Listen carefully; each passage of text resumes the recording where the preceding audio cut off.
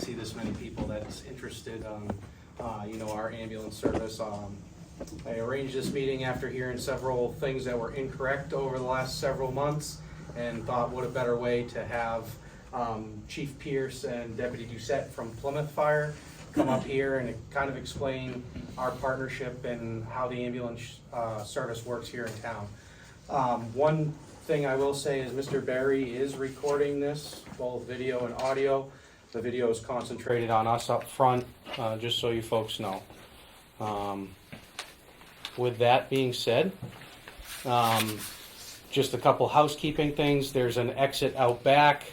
Obviously the door you came in, if anybody needs to use the restroom, head back like you were going outside and take a left. There's 2 bathrooms right there.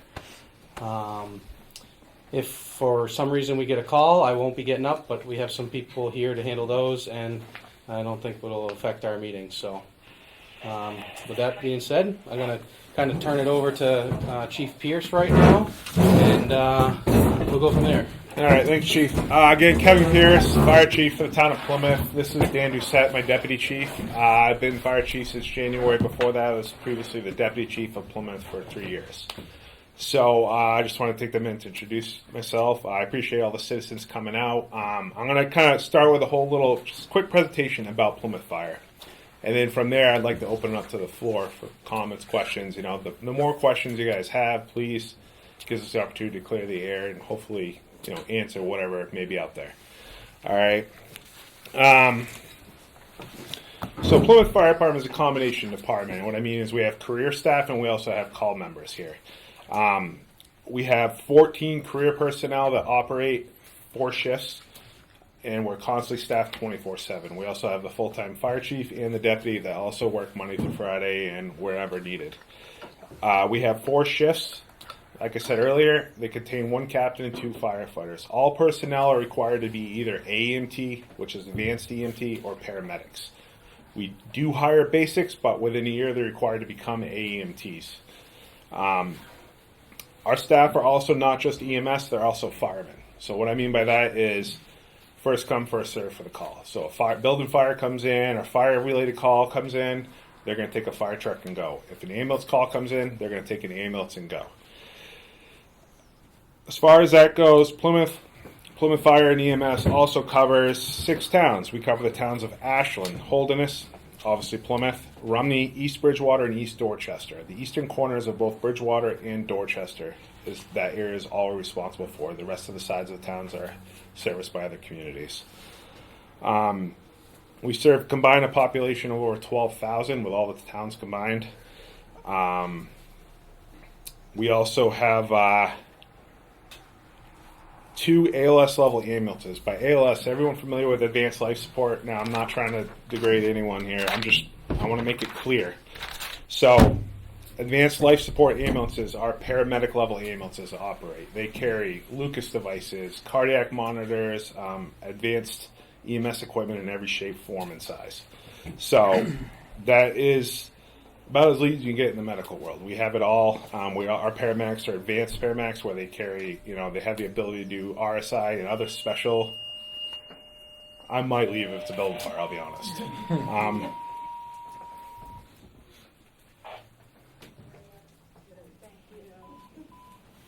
So with that, they also, when our ambulances are equipped with full ALS, as I said, they're also equipped with Jaws of Life, and they're also equipped with, each firefighter brings his or her structural firefighting gear.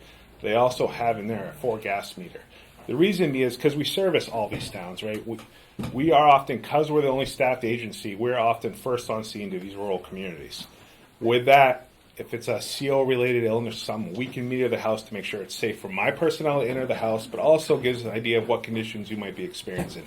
Same with motor vehicle accidents. When my personnel show up at a motor vehicle accident in one of these communities that we're responsible for, oftentimes we're there before any of the call or volunteer fire departments arrive. We also have a capability where they can put on the gear, and if there's entrapment, utilize the tools, the Jaws of Life, whatever you want to call them, to extricate the patient so we can do our medical jobs. Does that make sense? So our ambulances are also well equipped in all versed areas. Plymouth response to roughly 2024, we went to 1,824 calls. Like I said, we cover a square coverage area of 116 square land miles, and then with all these towns combined. It gives you a rough idea of our call volume, how our personnel utilize. We can roll 2 ambulances, etc. So that's kind of a brief synopsis of Plymouth Fire and how we operate. I would like to open the opportunity for some questions. And one question I will address right now that somebody had emailed me, and forgive me, I don't remember the name of the resident, but I guess there's a conception out there that Plymouth will only transport to Spear Memorial Hospital. That's half accurate. So any routine medical call that does not require specialized intervention, we do transport to Spear Memorial Hospital because we run 1,824 emergency responses a year. That's a lot to be able to go to all the way down to Concord, Elliott, or go up to Dartmouth. That's a long response turnaround time for 2 ambulances. That would kill us. So the routine medical calls we do respond to, we transport to Spear Memorial Hospital.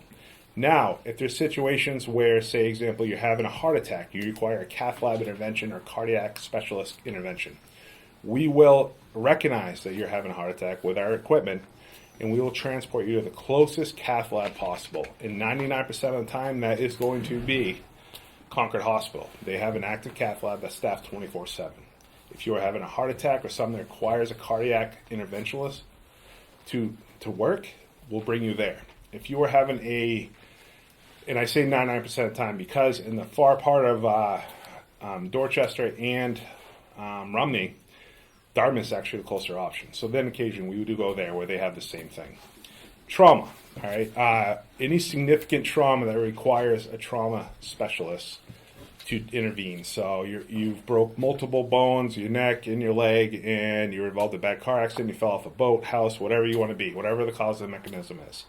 It's clear that it is beyond the capabilities of Spear Memorial Hospital.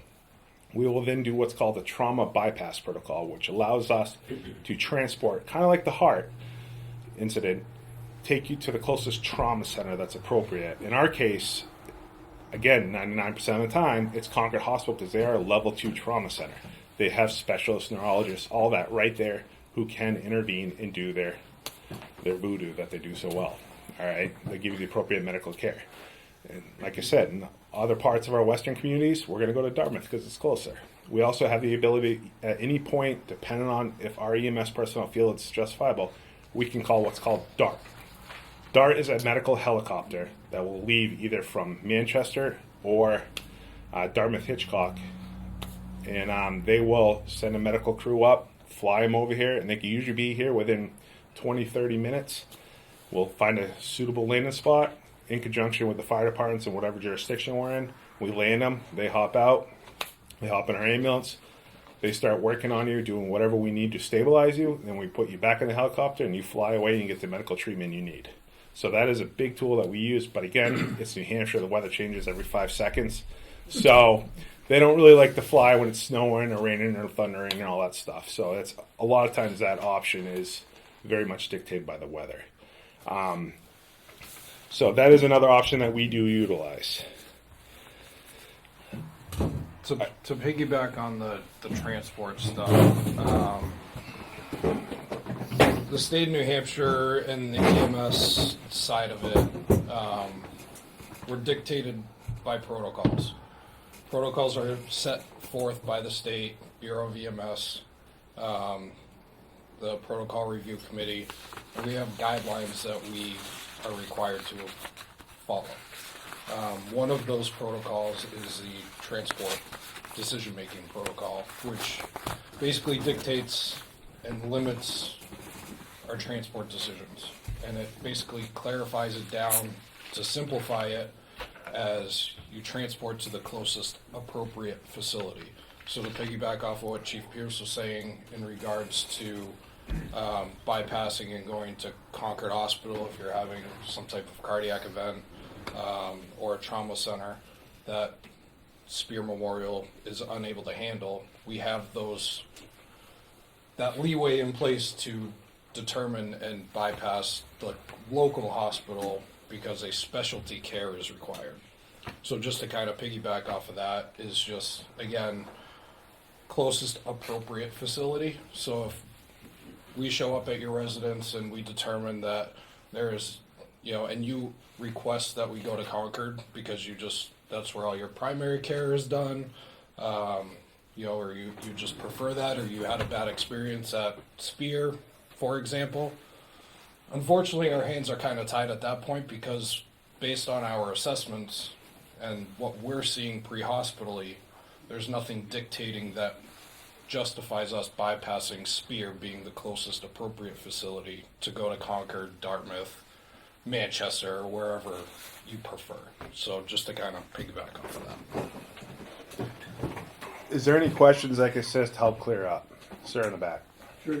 Excluding East Dorchester and East Bridgewater, in other words, amongst the neighboring towns that are working with you all in Plymouth, which of those towns is giving you the greatest professional help in terms of fire and EMS, and which might not be, and why? In other words, some of those towns might be doing a better job than others, and if so, how are they doing that? And if they're not, how are they not? I would say our experience is very similar across the board. All right, for example, we get called to Holderness. Most times we have somebody from Holderness, whether it be the chief or the deputy or somebody that's available to respond and at the very least assist us. They might not show up with a fire truck to assist us. It could be one of those that they just drive their personal vehicle to the scene and assist us that way. Ashland and Rumney, very much the same thing. We sometimes we get people, sometimes we don't. There is no town that stands out in my mind personally. Okay. They all very much show up when they do and when they don't. I could tell you that it's rare for almost all communities not to have at least one representative of their own department there.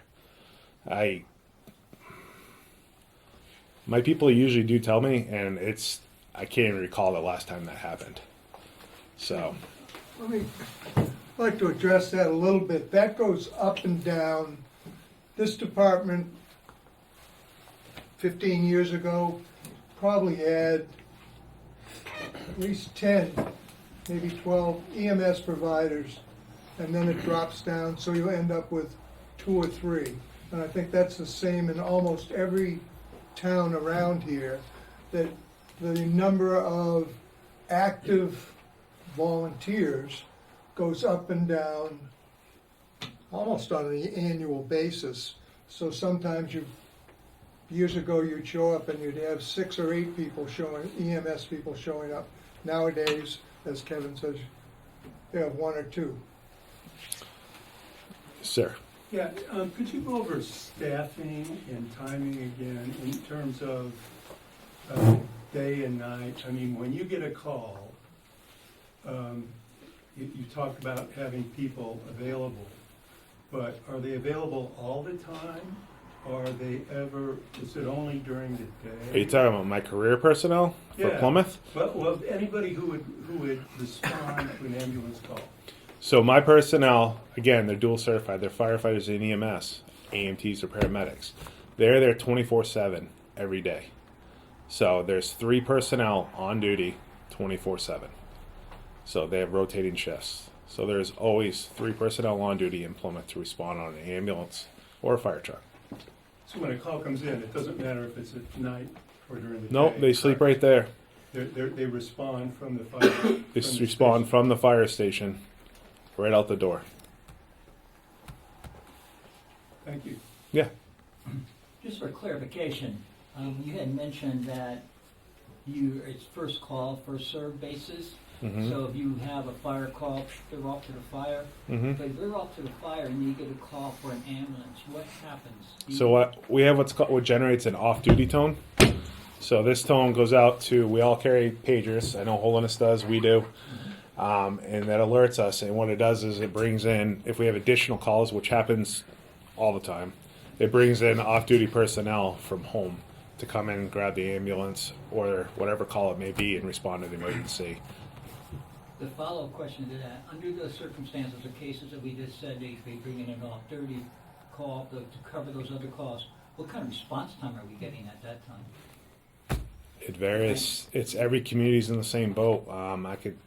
We also have the ability that if we know if it's going to be exaggerated response time, we can call in mutual aid to assist another community, another ambulance company, or another fire department to come and assist with the emergency, which we do when needed.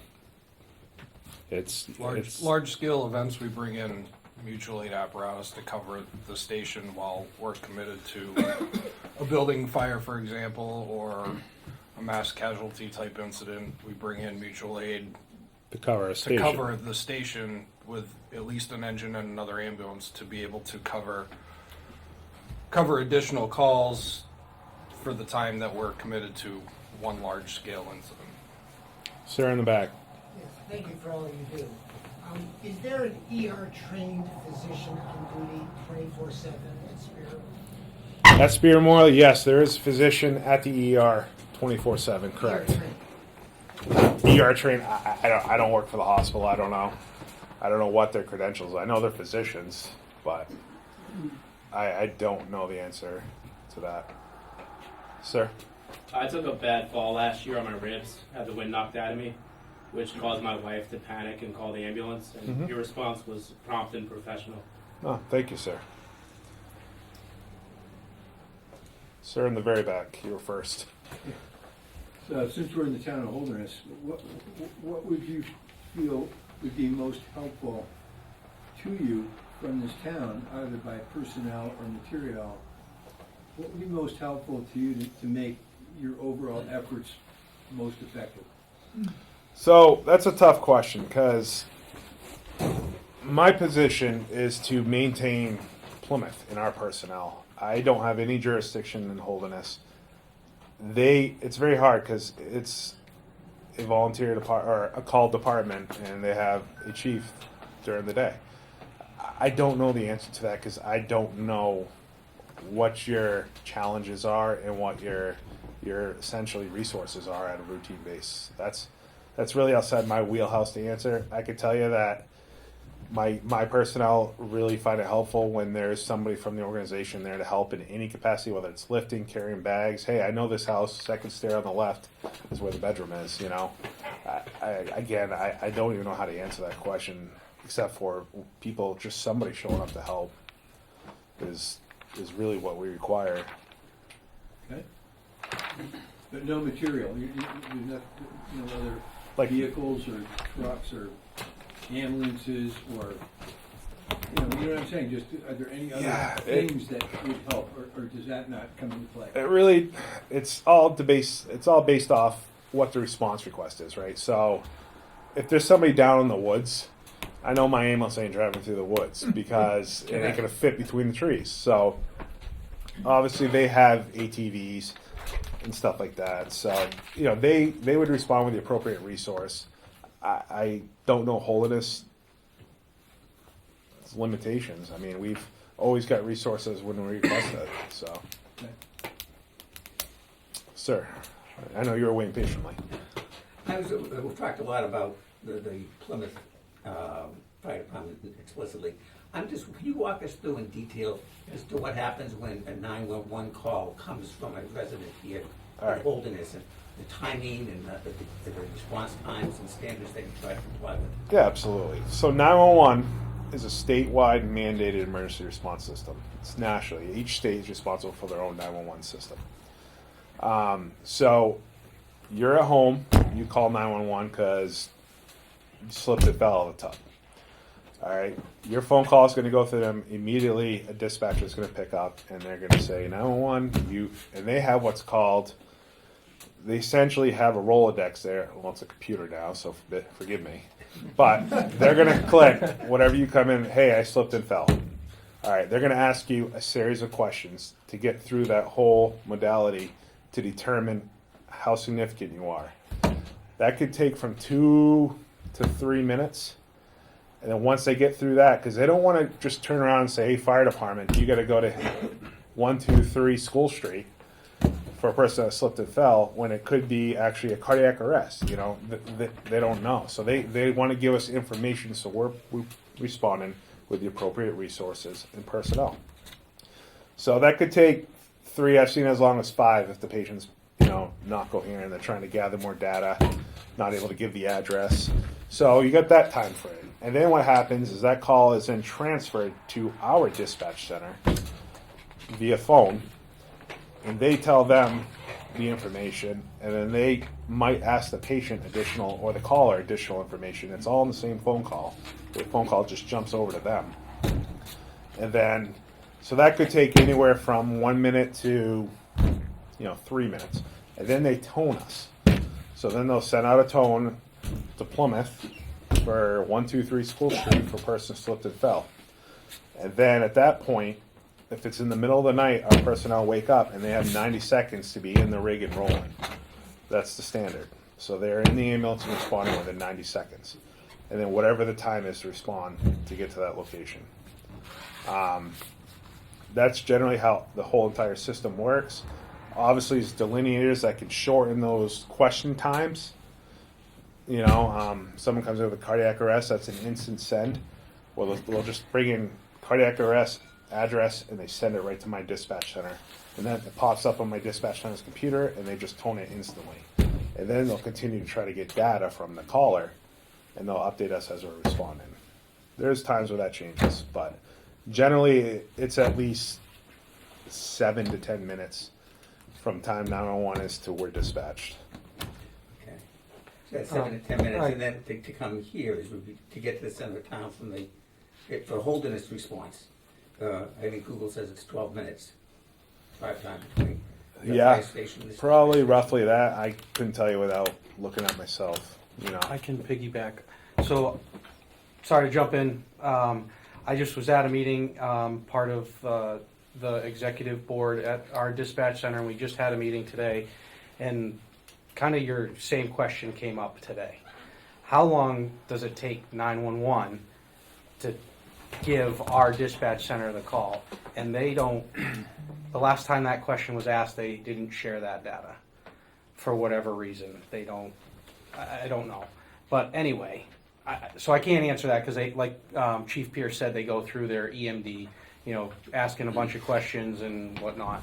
But our year-to-date average time from the time that they get the call to the time of the tone is 1 minute, 1 second for our dispatch center. And that was data from today. So I just wanted to jump in on that. I'm not trying to step on toes. And like I said, that 7 to 10 minute mark is if you have a difficult patient or you're a difficult caller or they're calling from a cell phone and they don't know their address. They have what's called pinning, where they will pin your phone, ping it, and they'll try to pin it to a map to within a certain circumference of that, and then they'll dispatch us out for that rough area address while still trying to find data to get us closer to where you are. And It's called phase 2 mapping, and it can ping you within 2 to 25 feet of your cell phone's location. providing you have good service. It's a pretty accurate system, and it's a pretty accurate system, and they've utilized it a lot, especially for searches in the woods and missing hikers and stuff like that. As long as somebody has service and a connection with 911, that phase 2 mapping is pretty impressive. So, Chief, you just mentioned how Plymouth responded. When does Holderness get into that link from the time the dispatch call and how They're toned with us. at the same time? Yep. Okay. There's a question in the back. Just to follow up on the whole 911 and cell service concern, when obviously there's all sorts of places around Holderness that we don't have cell phone service. So if we have just like the SOS on our phone, is that sufficient for you to be able to ping us and figure out where we are, or is it really a liability for us here in town when we have no cell phone? I am sorry, but I do not know the answer to that question. I don't know the answer to that either. I Think it believe is. even if you have the SOS, you still can get some sort of communication to 911. What they do is they measure it off the closest tower. So, Well, that could be miles away around. Right. yeah, I am not, I'll be upfront with you, I am not a communication specialist. I know very little would about be it. Happy to look into that. I'll reach out to our chief coordinator at the dispatch center. he will definitely have some more. That would be great, because I know that that's a concern that has been expressed by a lot of us about partly becoming on the cell phone service. How much of a safety issue is that if you're in a medical emergency? I would recommend a landline. Well, I mean, if you're home. If you're home. Right, Yeah. right, but Well, if you're in the woods, you run a risk anyhow. Right. I believe it works off like satellite. I was just gonna say. With Elon Musk. So who knows? Ma'am in the back. I just want, first of all, I think our chief is working on AEDs, maybe with businesses to set up for the summer again, going around the town and seeing who has an AED and mapping that for the town. I know there are also residents of Holderness who have purchased AEDs, and we're looking at ways kind of privately to let people know where there's an AED. Essentially what I'm asking is, what do we do to buy time? We know that it's going to take longer for an ambulance or a fire truck to get to someplace way down 113 to Rocky Will Deep Haven or beyond. What are some suggestions you have for us as residents of Holderness? So I guess my first question would be, before I respond, is what are you referencing to buy time? Is that buy time for somebody in cardiac arrest where you reference the AED, or is it somebody with a routine medical? I would say it'd be anything like, I have fire extinguishers, I have a smoke detector, I have a fire blanket. I mean, so it's things like that so that I can call 911 for a fire, but in the meantime, I'm able to get my family out, let's say. So things, just making sure that our neighbors have those kinds of things. We're taking CPR classes, or you're taking an AED class. I mean, certainly there's many opportunities out there for CPR and AED training. That's a good place to start. But also, as far as fire-related emergencies, building fires or whatever, smoke, get out and stay out. I mean, it goes back to the basics of second grade, right? Just get out of the building, stay out. Not to sound crude or disrespectful, but we all live where we live for a reason, right? And there's a trade-off. Some of that trade-off is that you don't have immediate emergency services on top of you like you would in a smaller community, less rural community, or a big city. You're not going to have those services immediately available. I know where I live, I just up my house insurance. So I'm like, all right, I choose to live there for a reason. But certainly it's all about protecting yourself.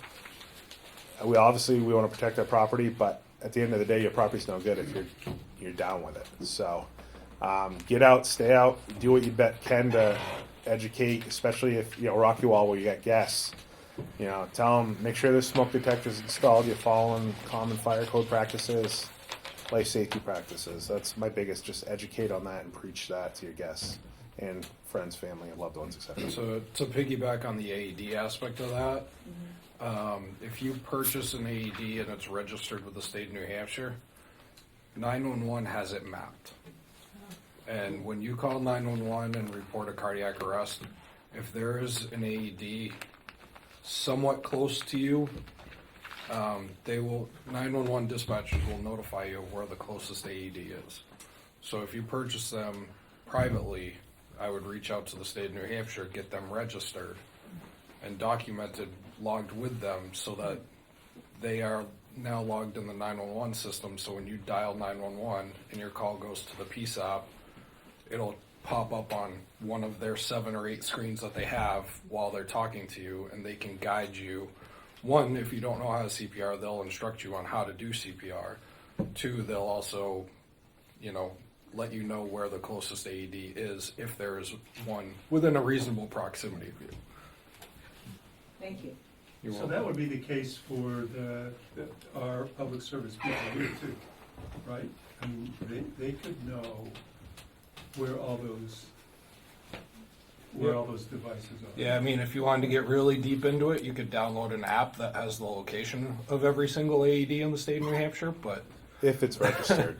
again, if it's registered. So, That's good. yep. Sir in the back. Yeah, how secure is your funding? Just reassure us that. So, our funding is a municipal budget. We are funded by the town of Plymouth and its taxpayers.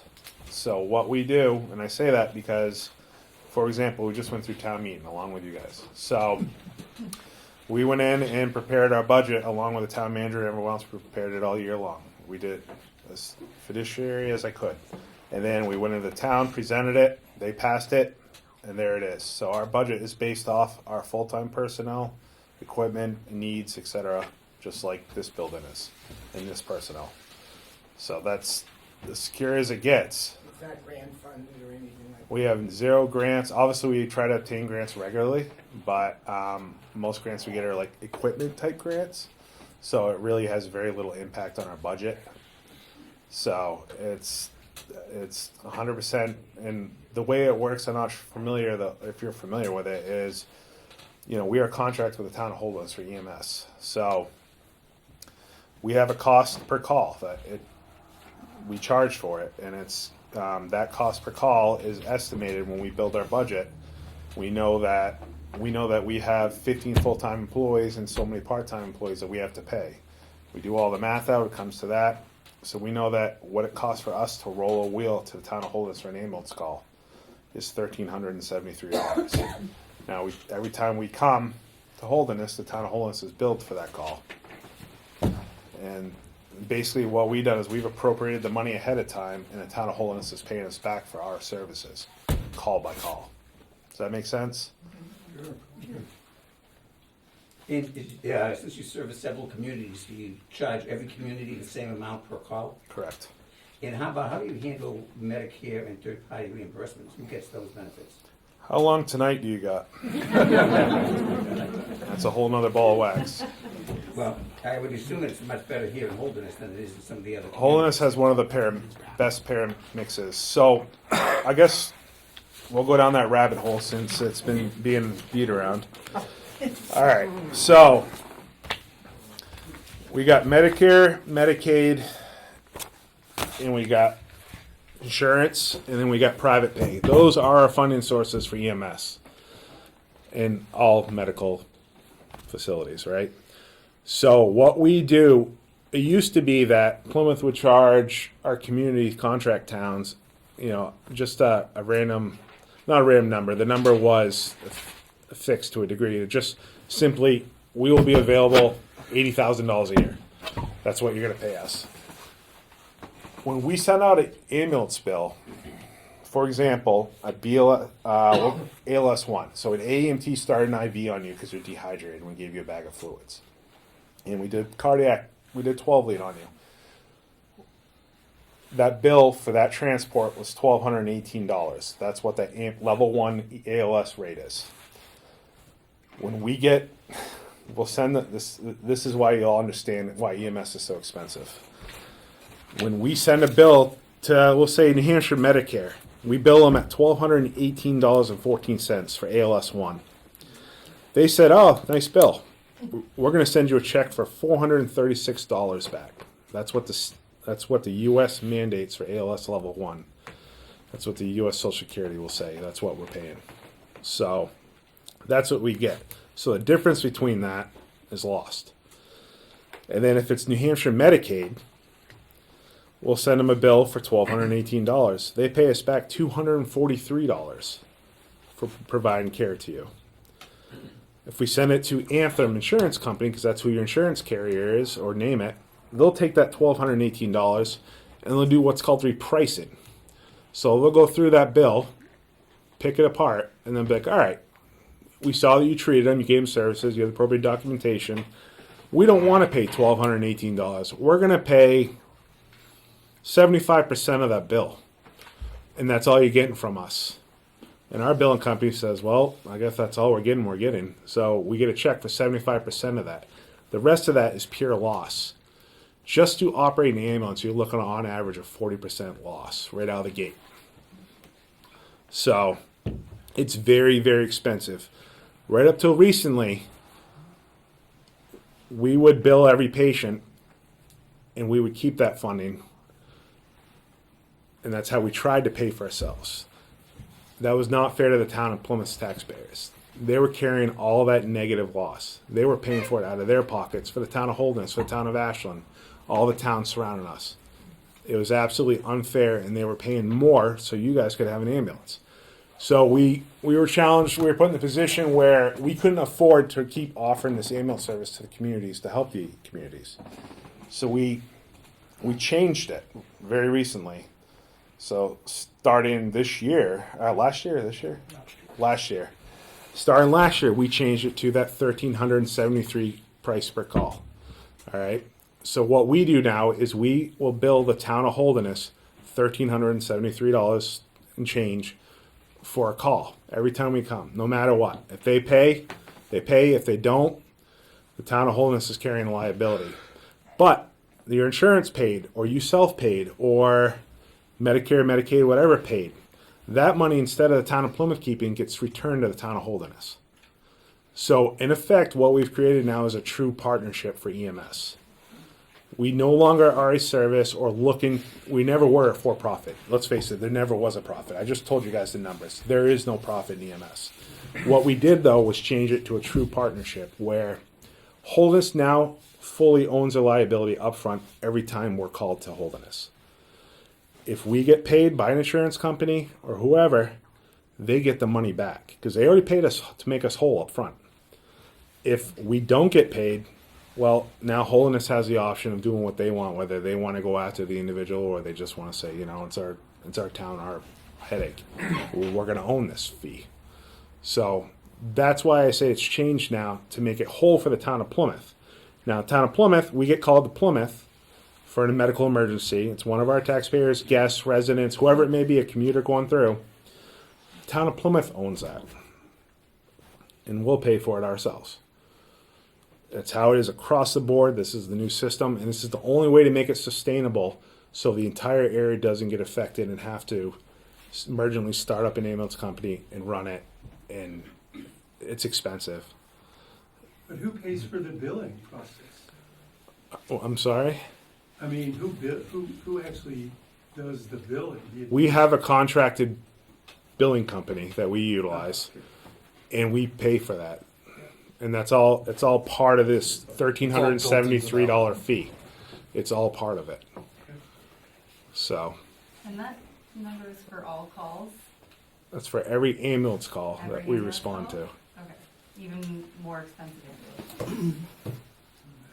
I think what's important to understand is that on a quarterly basis, we, the town of Plymouth, send the invoice to the town of Holderness.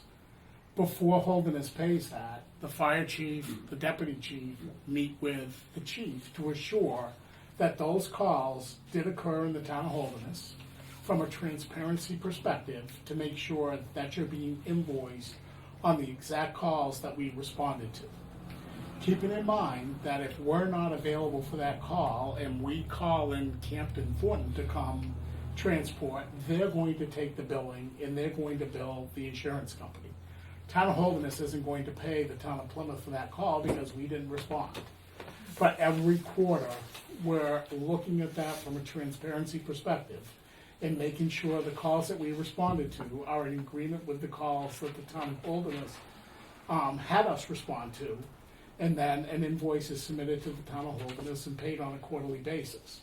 With regards to the billing of the money that we received from the insurance companies, at the end of the year, after June 30th, we will meet with the town of Holderness and say, we received $27,000 on behalf of Holderness for the calls that we invoice. Holderness can do one of two things. They can apply that towards next year, or they can ask for a check, and that check will be received by the town of Holderness within 30 days. So that's how our billing process works, which is much different than what the traditional ambulance billing does currently today in other parts. And I mean, you've heard the stories of Linwood Ambulance, you've heard the stories of Warren Wentworth Ambulance, and there's a reason why that happens. And Kevin very articulately explained the loss that each ambulance service sees because of the rates that are currently set. There is legislation that is trying to change that. There's legislation that is trying to say no balance billing on patients, but those are still in the House and in the legislature and in the Senate today. But that's how we invoice and how we make sure from a transparency perspective. And it is a community partnership. is that we are making no money, and the town of Holderness is only getting invoiced for the calls that we come over here for. Follow-up question to that, if I might. I'm just curious. In Holderness, for next year, we budgeted for ambulance services $273,000. And in Ashland, in Lumley, they budgeted $144,000. In Ashland, they budgeted $66,000. And in Bridgewater, they budgeted $189,000. I'm just wondering why it's $100,000 more, especially when we can have a better quality of reimbursement available to us. I think what Holderness is doing, we're providing an average.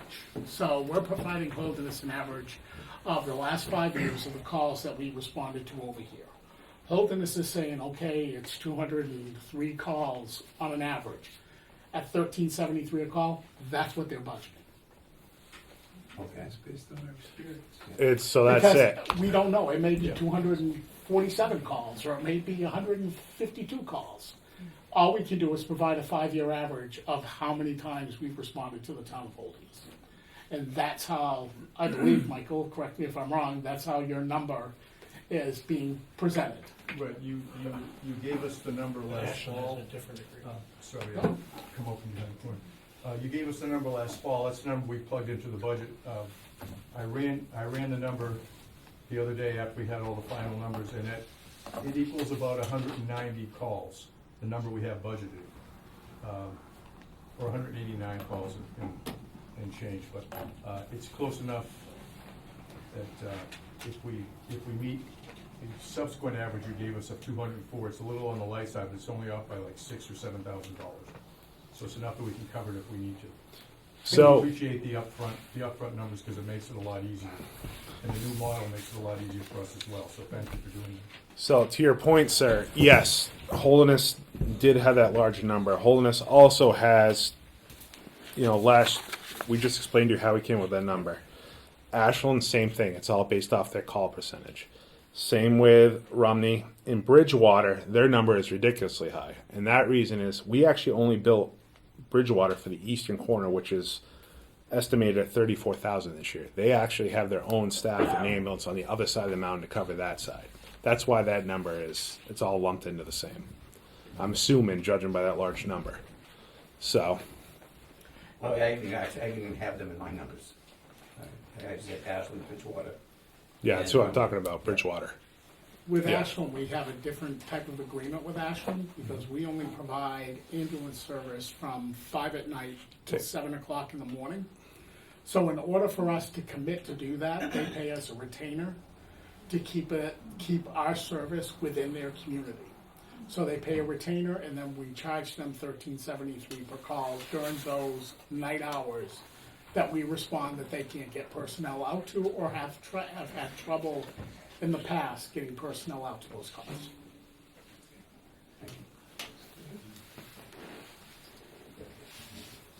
Sir. Yeah, Chief, you mentioned you've got 3 full-time EMTs on around the clock 24/7.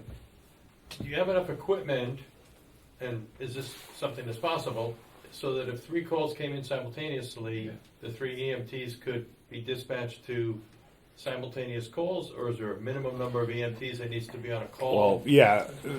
So, per state statute, you're required to have two EMTs on an ambulance for it to transport.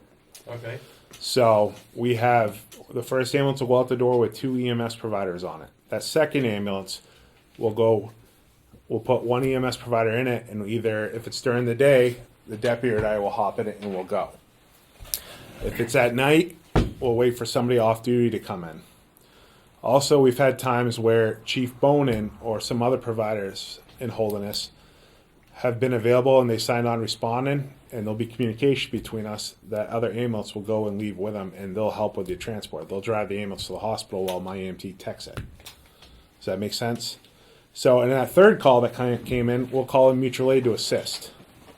Can they meet you there as opposed to waiting for them to come to your station? You talking about Chief Bonin or? Yeah, let's say Chief Bonin says, I'll meet you. In Holderness? Yeah, he always does. I don't expect him to drive to Plymouth for us to respond. Right, so if you've got 1 EMT left because 2 of them are out on a call, the remaining EMT can get in the truck by himself or herself And head to the respond to the call, providing we have another EMS provider there That's or gonna on their meet you way. there. Yeah, Okay. I do not allow my personnel to respond from their home to, say, 113 Holderness in their personal vehicle. That's a huge liability for me as a employer. I can't have them responding all the way down from Plymouth in the personal vehicle, red lights and sirens, etc. Mhm. So that's a liability issue. Yeah. Yeah. But if there's a licensed Holderness EMS provider, Right. that Holderness EMS provider can assist in the transport. To cut With a- down with a on the wait Plymouth times. Right, right. Well, what insight can you give us? How many calls did you say you handle a year out of Plymouth for all of your towns? Last year we were at 1,824. Okay. What insight can you give us as to how many of those calls you were able to respond? How many calls that came in you were able to respond to with personnel that were sitting in the firehouse? How many you had to call people who were off duty, and how many you just couldn't handle it all and had to get toned out to someone else? So last year we had 1,824 calls. Of that, 423 calls were multiple calls, second calls, at the same time period. What does that mean? Multiple calls. Were there Multiple calls simultaneously okay, going great. on. Yeah, okay. yeah, okay, got it. All right. So all of those we responded to, 423 at the same time. 42 calls we did not respond to, either in the mutual aids or in our district or in the town of Plymouth, whether it may be, I don't know. I couldn't tell you off the top of my head how many were medicals and how many were fire related. I couldn't tell you. And some of those could have been requests for service from Plymouth to other towns that we declined responding to because we were already committed. We get called all over the region because the whole region is suffering EMS wise. I mean, Mr. Ween just talked about what happened up in Warren Wentworth. We get called up there regularly to assist them because they don't have the personnel, they don't have the resources to respond to calls like we do. So, and a lot of times we end up having to decline them because we're more committed to already to incidents within our own district that we don't have the. I don't want to risk sending the personnel up there. And Chief Bonin is building out the EMS capability here at Holderness now. And as that builds out, is it the case that every EMS call, Plymouth will still respond, but then the Holderness EMS staff will meet them there and assist? It really depends on how long Holden. I'm not sure what model you're talking about. The current model we have. Yeah. Yeah, as long as it's contracted, that's what we're going to maintain. That's really up to the Holderness. Right. Yeah. So the role of the Holderness EMS team is to meet the Plymouth team and assist. Well, they're the Or first maybe get there response. The earlier. role is Yeah. to get there quickly Yeah. and start patient care until we can get there Got to it. transport. Okay. Understand, it's not designed us to be the primary response. Oftentimes we become that because we're quicker out the door. Right. These other towns, they have their own primary response. That's their intention. We're just guaranteed that we can transport that patient with the appropriate staffing to the hospital. Got it. So in the instance where you decline a call because your personnel is taken up, what happens? It's really situational. For the example I gave up in Warren, I simply contacted them because it's not my district. I can't tell them what to do. I just say, hey, I don't have an ambulance available to give you. We're going to decline. They'll call another ambulance.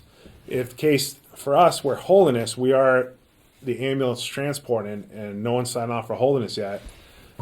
My captains or me or the deputy will get on the radio and say, start a next ambulance. Now, whether that be if it's during the day hours and Ashland's appropriate staff, they might slide Ashland to this call, or they'll start Stewart's. It's hard. It's really logistics, especially during the summer. It's very hectic. Ambulances are running nonstop. So Now, if they start Stewart's, what happens with the billing there? Stewart's will bill you as they see fit. I don't. Plymouth will not bill you. So Plymouth does not okay. bill you. All right. So, as a resident, I'm really hoping that you show up because then my taxes are paying the $1,370, whatever. Whereas if you're not available and it goes to Stewart's, I can get a big bill. No, your provider, insurance provider, or you will. Yes. Insurance company will. Yeah. Yeah. Based on your numbers, you were only not available 2% of the time. Yeah, very it's, low number. that's for 1,824 calls. I'm very proud of 42 calls. Mm-hmm. You know, my previous employment, we used to call mutual aid into the city all the time because the call volume is just too much. We only have enough resources to handle what we can handle at the time. For me to think about every single call, I need 6 ambulances on staff because you never know how the calls come in. It's emergency services, right? So it's not realistic for us to have 6 personnel and 3 ambulances in there for this call volume. It doesn't support it. The data doesn't, and it wouldn't be fair to the taxpayers for a bunch of hypotheticals. So that's kind of how EMS in a nutshell operates. Yeah, just trying to get a sense of. Yeah, you no, know, please, yeah. I'm happy to answer Yeah, questions. That's why yeah. we're here. Excuse me if you already explained this, but I just want to understand a little bit more about the mutual aid. So it's like if you can't respond, there might be maybe Ashland or somewhere else that is called to send an ambulance, but who's actually coordinating that? Is that part of the 911 dispatch? Or? No, it's part of our fire dispatch center, Lakes Region Mutual Fire Aid, who happens to dispatch all the towns around here. It's a centralized dispatch center. So it's just for towns within this area? No, it's all over the state. It's Oh, it's- 35 towns. So Okay. basically, the whole Lakes region is dispatched by Lakes Region Mutual Fire Aid. 37 communities. It's about the size of Rhode Island Right. that they cover. All right, thanks. I just didn't Yeah. understand exactly what that mutual Yeah. aid. So, and they have 2 dispatchers on 24/7, 365, and they're dispatching for all 37 communities or agencies, including Stewart's, Warren Wentworth EMS. So every 911 call goes from 911 to Lakes Region Mutual Fire Aid, and those dispatchers at Lakes Region Mutual Fire Aid then distributed to the proper communities. Okay, so Lakes Region Mutual Aid is calling Plymouth and saying, okay, we have this call, and you're saying, no, decline, find somebody else. They'll dispatch us. If we are available, we'll handle it. If we are not available, we are the ones that request assistance from another agency. Okay, so you have to actually contact Yeah. another town. Yep. There is automatic protocols in place for example, if for some reason somebody doesn't get on the radio and request or a phone call to dispatch, there's time frames. If nobody signs on responding to a call, that they'll start another community. But those are like the 5 and 10 minute marks typically for a community. So let's use here, for example, because we're talking about Holderness. If for some reason there's a call here in Holderness, nobody signs on in 5 minutes to the call, they retone the community of Holderness. If the 10-minute mark rolls around, that's an additional retone. Then they start the next appropriate piece of equipment, whether it be a fire or an ambulance. And that's 10 minutes total, not 5 minutes and then another 10. So you're not looking at 15 minutes, you're looking at a maximum of 10 in that scenario. Right. So if for some reason nobody notifies them that they're not available, there is automatic protocols in place to get somebody else started. It's just a little bit longer, that route. I think the other piece that is important is that in the town of Plymouth prior to 2022, the EMS budget and the fire budget were combined, one budget. When I started, we separated those budgets out. So we have an EMS budget, we have a fire budget. What I can tell you is you're only paying off of that EMS budget, not the fire budget. Which is important to understand that if Plymouth is running mutual aid to a building fire on North River Street, there's no charge to the town of Holderness because that's all covered under mutual aid agreement. So in the old times, we were paying for kind of both of our budgets at that time. And now it's separated out, so you are absolutely only paying for the EMS cost that's associated with the town of Holderness, not any fire response calls that Plymouth responds to in Holderness. Yeah. Name in the back. How often is the 911 map updated? I would say constantly. I know it's always evolving. They have people, that's all they do there. They're always updating it. As far as I can't answer that. I don't know a definite answer. I mean, I can add, I worked with Chief Bonin on updating the 911 map for Rocky Wolves, Mm-hmm. which was after a very scary incident that happened in my first year managing a camp where your services could not find the patient at our camp. And Chief Bonin was able to bring the state's 911 out, and we GPS located every building on camp. We then also, at Chief Jeremy's recommendation, every cottage says, this is what you do. You call 911.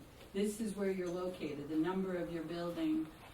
This is your nearest cross street. And that was, Chief Jeremy and I worked together to make sure that the messaging was correct in the cottages, but the map was out of date for our camp when we stumbled upon one of the issues. And it just made me wonder, Well, I think for the rest of the community, how yeah, up to I think date to is kind our of map? piggyback off of that is, and I'm not trying to speak for New Hampshire 911, but you know they're constantly updating public roadways, and if Rocky Wall Deep Haven is considered a private community, they may not be going in there because it's not a public roadway. Does that make sense?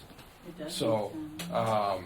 so that may be part of the cause for why there was such a discrepancy from old versus new as far as updating the system with 911 and having to call them to specifically look into the Rocky Wall Deep Haven community being a private development and 911 not necessarily going into private developments versus public roadways. So would you then, If you make like major modifications and stuff in a private community, I would probably recommend when you do that, then notifying 911 to have them update their system at that point. That way you're constantly kind of keeping up with your evolving changes within your community. so I think you're recommending that anyone that lives on a private road would somehow want to make sure that their location was accurately reflected? It would by probably the be nation. advantageous to do that, yes. And then also just, I think to Kathy's question about what we can do, is that making sure our roadways are clear, that you can get a truck in there if you need to. Yeah, absolutely. I know that was one of the things that Chief pointed out to us. You need to make sure we can get in here. So, Just to kind of piggyback on Natalie, so if anybody has any concerns about their 911 address, they can reach out to me directly. There's a liaison that I'm in constant communications with the state. As far as a full update of our maps, I've been asking for that since I became chief, and I have yet to receive that from the state. But in return, though, if there's an issue, I message this gentleman, and he gets back to me within 2 days with their map in the houses that are plotted already. So, and if I need to add an address, it's a little bit longer process, but it's pretty good communication with me and the liaison. So, Sir. What's the ballpark cost for one of the AED machines? And am I correct? I saw something you sent out where businesses, there was possibility of getting a grant from the state to cover some of that cost. yes, I don't have that in front of me, Mike. You can get it to me come, later. if you come see me tomorrow, or wait a couple minutes, I have it in Are my they office. thousands of So dollars? Are an they AED, Town hall, just so you know. Oh, in the so middle of the night. I need a key. so the state does offer anybody in the state of New Hampshire to purchase an AED for their contracted price. I believe they're about, Michael just bought one, right? What was the cost? I'm sorry. Depending on how it's packaged, I would say anywhere from $1,300 to $1,700, which is actually a savings over when we bought our first ones a few years back.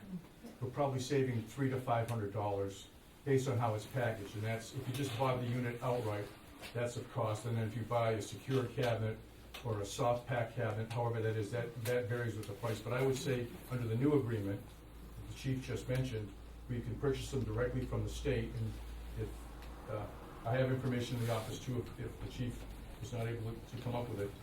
You can buy them directly from the state, and you pay a much better price. I would say $300 to $500 difference in price buying directly from them. Okay, thank you. And you might add, you can get them a lot cheaper at Costco, the Phillips ones, which is kind of standard. I think I got mine for around $900 a couple of years ago. Yeah, the Costco? Phillips units are cheaper, Yeah. it's less expensive. Costco sells everything. Where the heck is a One's bigger Costco? than ambulance service. Yeah. Even with membership, it's cheaper. Is there anything else we can assist with? Clarify. I have one more question. There's a nationwide shortage of EMTs, we all know that. What can we do? How can we help? So get involved is what I tell everybody. We get this question everywhere, and it's get involved. Nationwide, there's a shortage in call and volunteer, and honestly, people are willing to help. I know in Plymouth, I've been requesting my citizens left and right, someone sign up. Just someone sign up. I'll train you. People don't.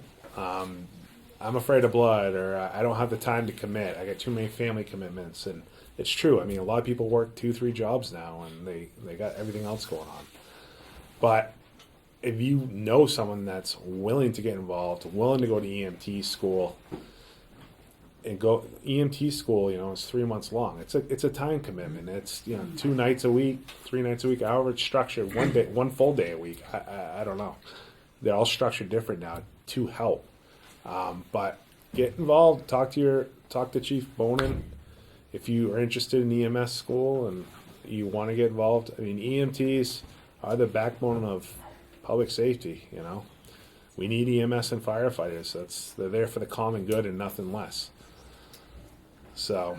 And my board is willing to sponsor our employees to be trained to be EMTs, and Chief Bonin and I are working at how would that work? They're working and they get a call, or do they need to be under this house, at this station? We're kind of working through the logistics of that.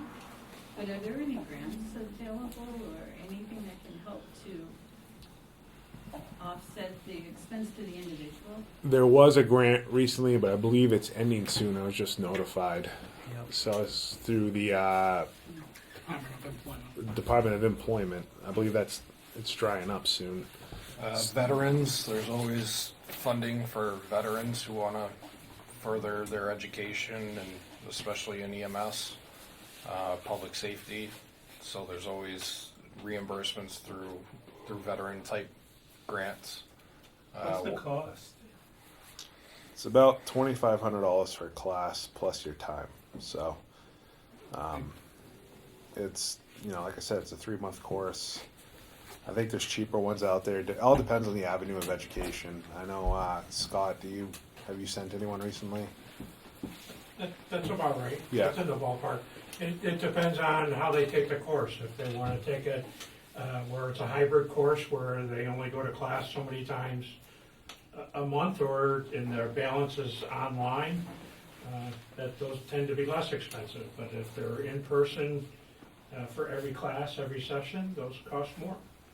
You take the class, and then once you get out of the class, you got to utilize those skills to help really understand it. Because being taught it's one thing, but understanding it and doing it's a whole other animal. Because you're dealing with the worst times of people's lives at that moment, and it's a whole other set of skills you got to hone in. So it really takes a good couple years to really get someone to be effective EMT.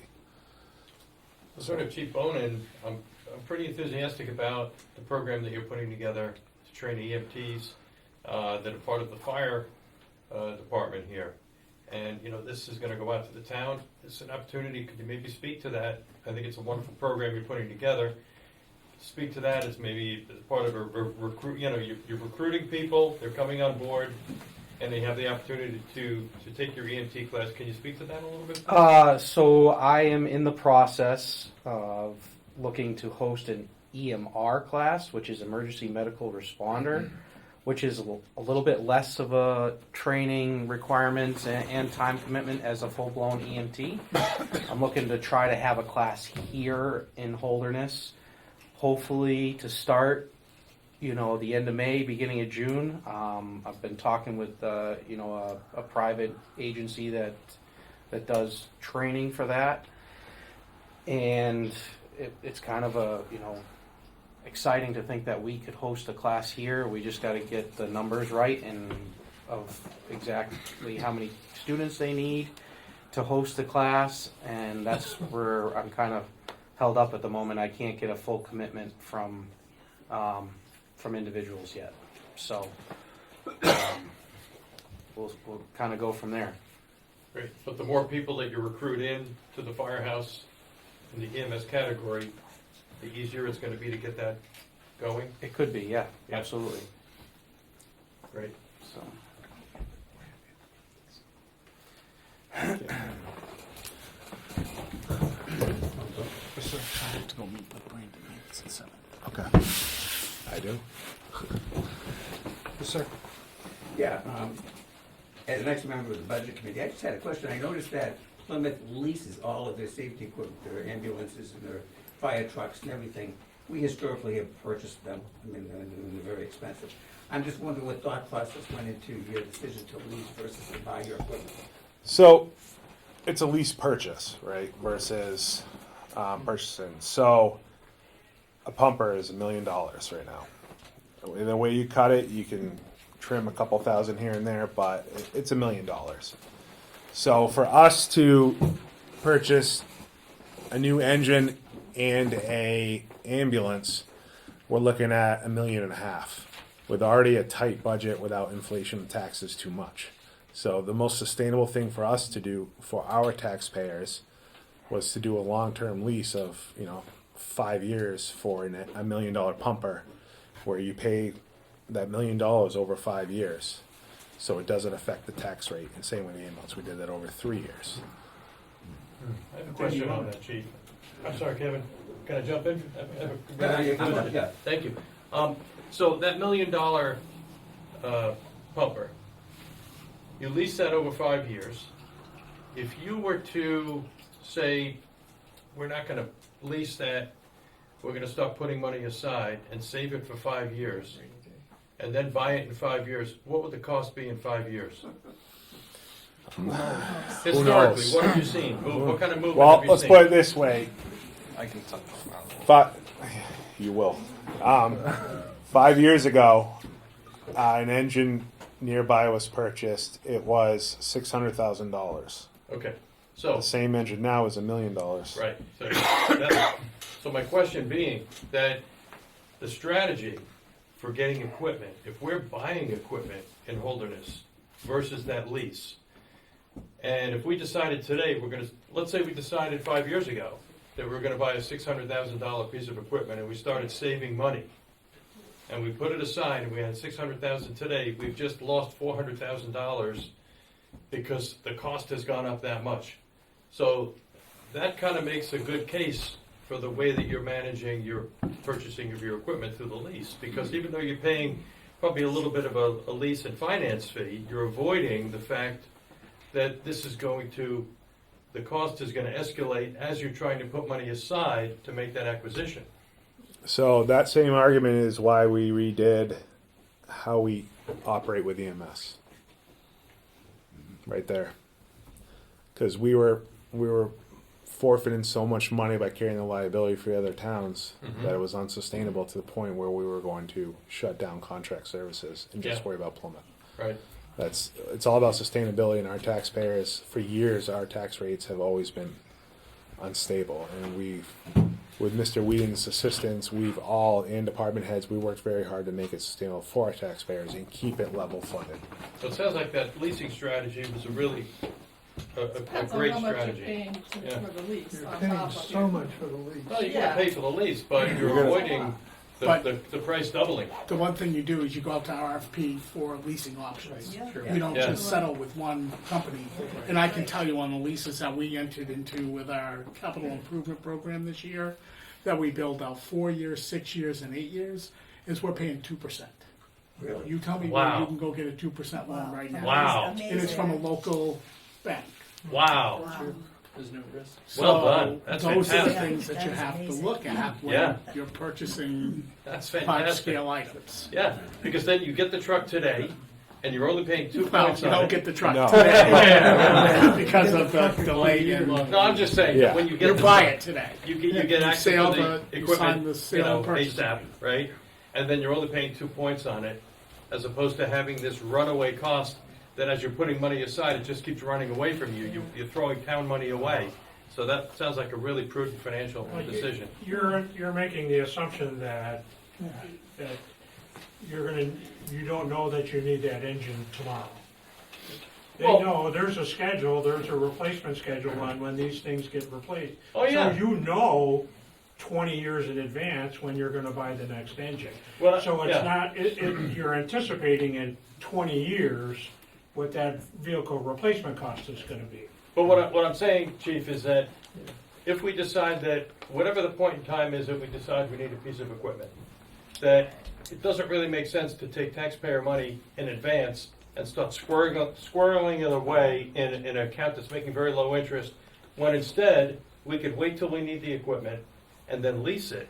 And then if we're paying only 2 points, like in Plymouth, we're gonna be using taxpayer dollars more effectively. As long as your planning is on point with your replacement schedule. Yeah, yeah, You know, either way, if you order a that- fire truck today, you're not Yeah. going to see it for 3 years. Yeah, I'm just applauding what you're Right. doing. I think Yeah. it's a great approach. The money you set aside in capital reserve is not just dead ended. Sir. It's earning money while it's in. One second, I just want to kind of get us back on track. We're trying to be here to talk about ambulance stuff. I'm not trying to slam on you. I just want to make sure if people got stuff about ambulance stuff, we can kind of address those. Sure. And we can go to the other stuff some other day. Oh, yeah. All right? Thank Sir. you. Sorry. I just want to thank you all for your time. I think you've covered more than enough tonight, and I would like to say thank you. And if anyone has particular questions from here, they can come see you. But you have more important things to do, I think. than spend a lot of Certainly, time. and I welcome any of you to, if you have questions regarding my service or our abilities, you're welcome to email me or contact me at the fire station. Thank you so much. All right, thank you.